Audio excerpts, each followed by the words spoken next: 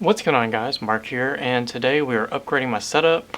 I built a custom cabinet, just threw some stuff together to have a quick cabinet in here for all my tech stuff. And now I've been trying to kind of minimalize and try to reduce how much stuff I have.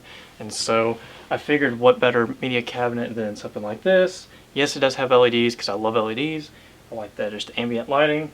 But anyways, I've kind of got some of my main stuff in there. I've got like my Xbox One and my PlayStation 2 and my Mac Mini that acts as my Plex server, and nothing.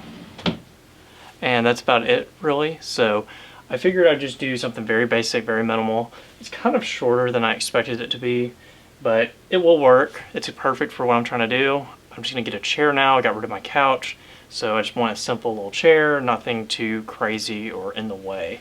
So yeah, so this is my new setup, and you're about to see the whole walkthrough. I didn't do an intro beforehand, so that's where you're going to see some time lapse, and you're going to see some kind of not so time lapse.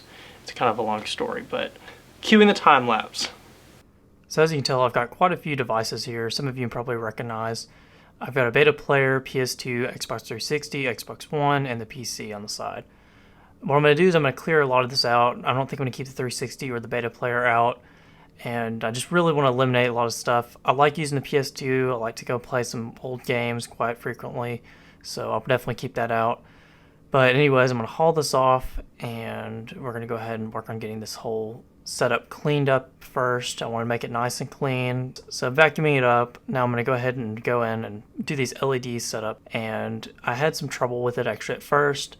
I went and I laid it down, and then keep in mind this table or cabinet is brand new. I've just assembled this cabinet, and I was already having issues with the adhesive sticking. And I've had other LED strips be the same way. I figured with these being the huge strips instead of just some cheap China ones like I have in other parts of my house, I figured that it would be good, but I failed. So about 3 or 4 more times later, I was finally able to get it to work right once I used some water and wiped it down with a paper towel. Then it finally decided to stick. I left a little bit of moisture on there, which I thought that's not going to work, but it turns out it did work.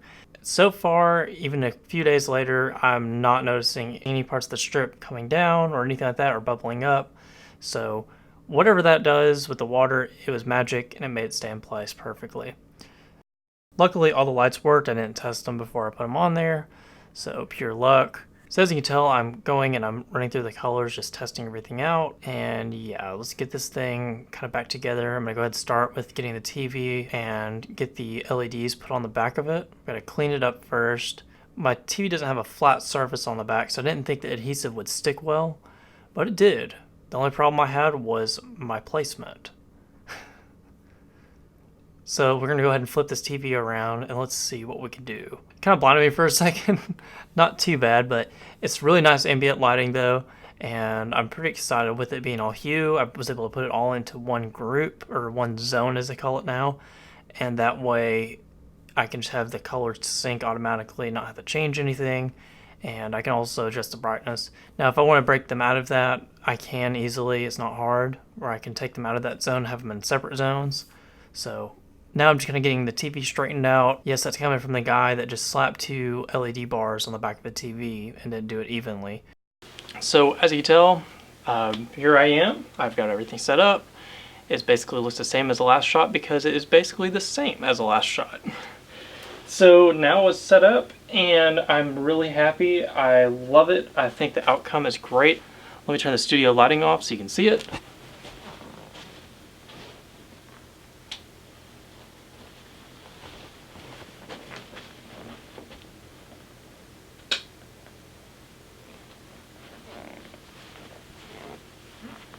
And as you can tell, this is just the normal lighting that's on right now. It's not even the, this is just my normal overhead lights. They're just like little can lights. They are on, but still, this is just, it's a nice little ambient lighting for this setup.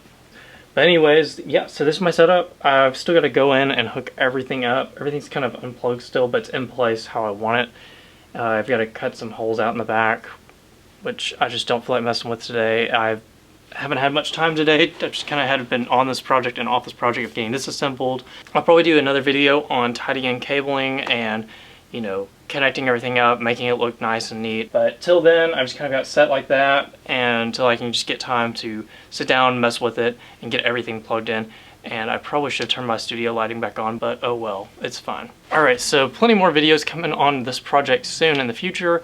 I plan on doing some more wire management and just kind of giving you guys a basic idea of it. I just wanted to get the thing together and show you guys because I thought it's super awesome. I'm happy with it. I love it. It's super minimal and it's super just clean. It's got the vintage and modern look, and I just think it fits in perfectly for what I'm trying to do. And so yeah, so moving on from that, we'll do some videos on wire management, getting everything hooked up, and I may do even some videos of playing on the PlayStation 2. So stay tuned for that, along with all these other different videos I'm wanting to do. I've just got them all kind of accumulating, and I've just got to edit one by one and release them. So stay tuned, like and subscribe, and don't forget to hit that little bell button.